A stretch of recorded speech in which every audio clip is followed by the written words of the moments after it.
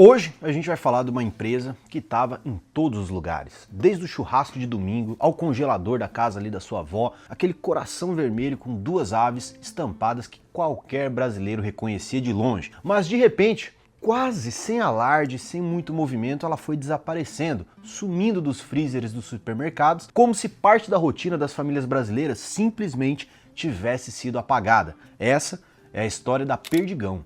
Uma marca que nasceu no interior de Santa Catarina, transformou a vida de uma cidade inteira e colocou o Brasil entre os gigantes mundiais de proteína animal. E depois, quase desapareceu. Nosso vídeo começa nas primeiras décadas do século XX, no Vale do Rio do Peixe, em Santa Catarina. Era uma região ali marcada pela chegada dos imigrantes italianos, que viviam da agricultura, do vinho e da criação de porcos. Foi ali, em Santa Catarina, que se instalaram duas famílias que mudariam para sempre o cenário da indústria alimentícia brasileira, os Brandalize e os Ponzoni. Na década de 1920, os Brandalize abriram um pequeno moinho de trigo e uma lojinha de secos e molhados na Vila das Perdizes, hoje chamada de Videira. Os Ponzoni, por sua vez, eles cuidavam de um pequeno abatedouro de porcos no Rio Bonito, a atual Tangará. E em 1934, essas duas famílias decidiram unir forças, criando a Ponzoni e Brandalize Companhia. Era uma empresa modesta, vendendo desde tecidos e botões até vinhos, queijos e embutidos feitos artesanalmente. Mas o grande salto mesmo viria em 1939, quando se associaram a um frigorífico local, a Fry & Kellerman, com 35 funcionários. Então já era um negocinho maior, né? Porém, o negócio do frigorífico ainda era pequeno comparado a tudo que viria a ser. Mas foi o embrião da futura gigante Perdigão. Porque pouco depois, a sociedade passou a se chamar Sociedade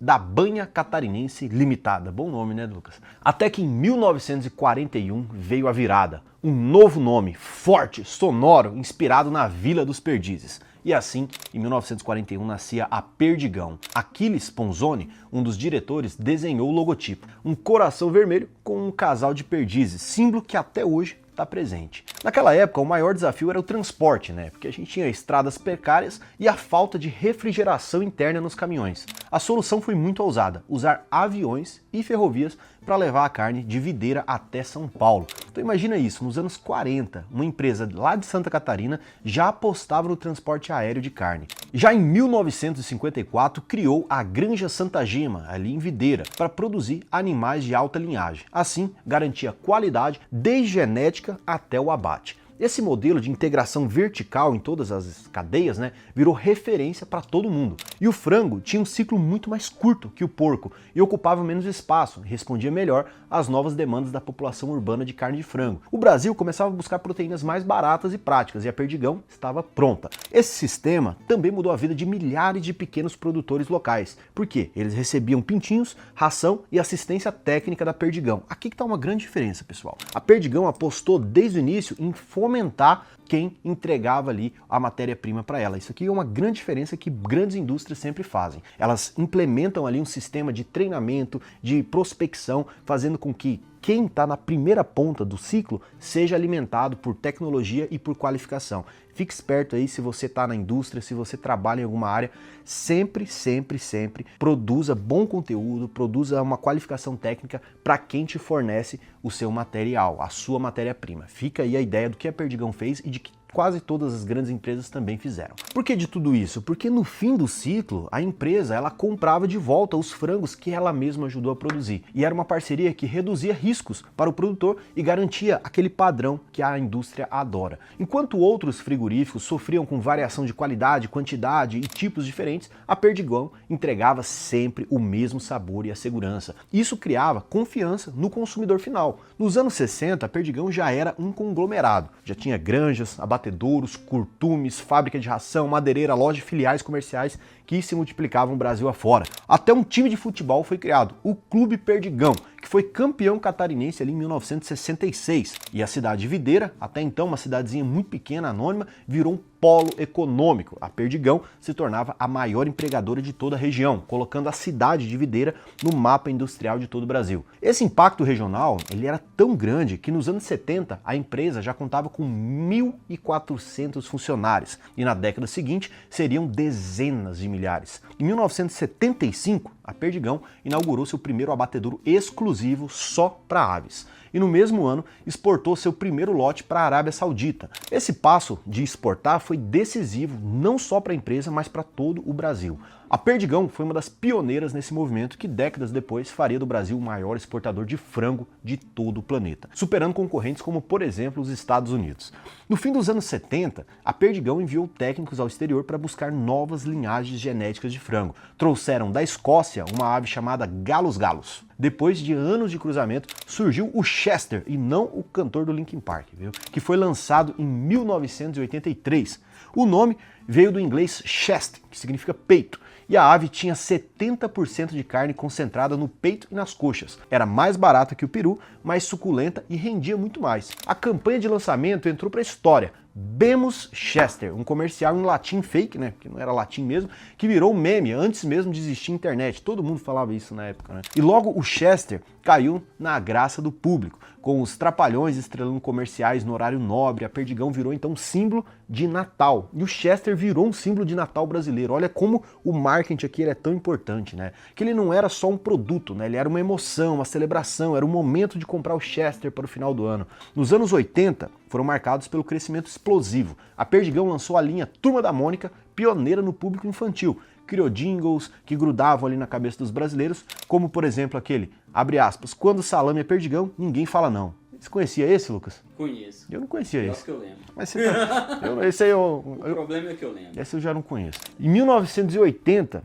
a Perdigão abriu capital na Bolsa. Em 2000, foi a primeira empresa de alimentos do Brasil a lançar ações lá na Bolsa de Nova York. E, em 2006, aderiu ao novo mercado da Ibovespa. O novo mercado é um nível de governança ali interna muito mais apurado, muito mais transparente, né? E nos produtos, ela também diversificou. Ela entrou em massas prontas congeladas, adquiriu a Batavia para atuar em laticínios e comprou marcas como a Doriana e a Delicata. Para ter uma ideia da escala, no auge ali, a Perdigão abatia 10 milhões de aves e 70 mil suínos por semana. 10 milhões, Lucas, de aves por semana.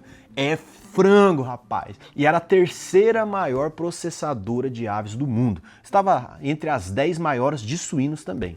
Mas havia uma rival à altura. Sabe quem? A Sadia, né? Fundada em 1944 em Concórdia, que é uma cidade vizinha. Olha que interessante, as duas grandes saíram de cidades parecidas ali em Santa Catarina. E durante décadas, a Sadia e a Perdigão, elas travavam batalhas grandes ali do marketing e em vendas. Era Chester contra o peru, era pizza do micro-ondas contra a lasanha congelada, e os comerciais memoráveis disputavam espaço na televisão. Sadia de um lado, Perdigão de outro. Essa rivalidade não era só em produtos, era quase cultural. Cada ceia de Natal era uma guerra silenciosa entre famílias que preferiam Sadia e outras famílias que preferiam Perdigão. Lá no Mato Grosso não tinha isso. Lá na minha família era um boi, ou um porco. A gente pegava um porcão grande, enchia de tijolo dentro dele ali, embalado com papel alumínio. Não tinha Sadia, não tinha Perdigão não. Era banda de leitoa.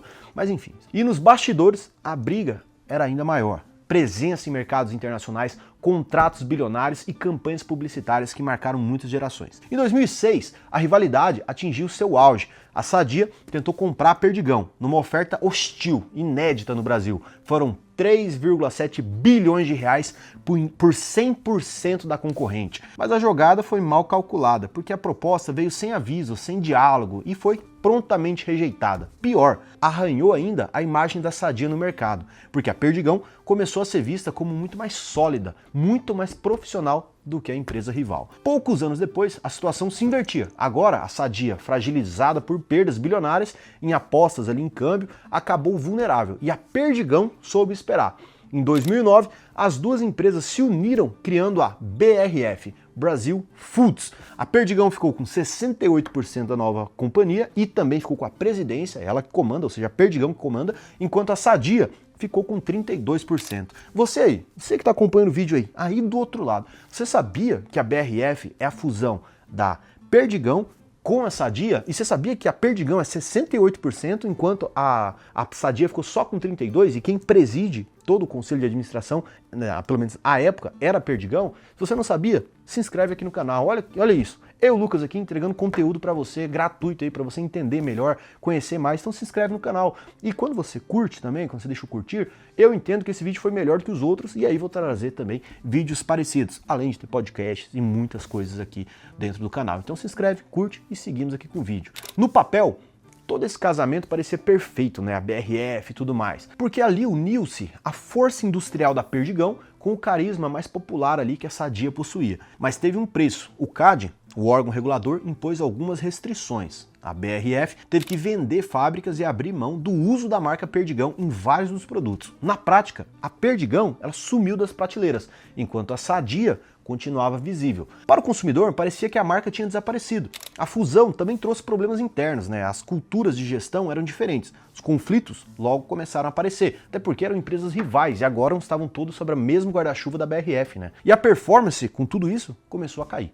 A confiança dos investidores balançou e as ações também despencaram. Mas o golpe mais duro veio em 2018, com a Operação Trapaça, que é um desdobramento da Operação Carne Fraca que investigou fraudes sanitárias, e a BRF perdeu muito mercado, imagem e bilhões em valor. Mesmo assim, a Perdigão segue nos mercados, com o Chester, que é o grande símbolo do Natal brasileiro. Não sei pra quem. É pra você, Lucas? Porque pra mim não é. Todo mundo fala desse Chester, eu nunca vi, nunca nem vi. Mas nem é só Chester, né? Também tem a linha Ouro, que embarca ali produtos premium, como mortadela defumada artesanalmente, costelinha e lombo canadense. Essa é a trajetória da Perdigão, a marca que ajudou a colocar o Brasil entre os líderes mundiais em frangos e suínos, que gerou milhares de empregos, transformou economias regionais e pôs fim, ao final de tudo, em uma das maiores brigas de concorrência, Sadia versus Perdigão. Hoje, BRF Foods, que agora pode ser inclusive Minerva, pode ser inclusive a Marfrig, né? Porque é a Marfrig que está comprando. Olha como essas empresas elas vão se amontoando, né? Virando um conglomerado só.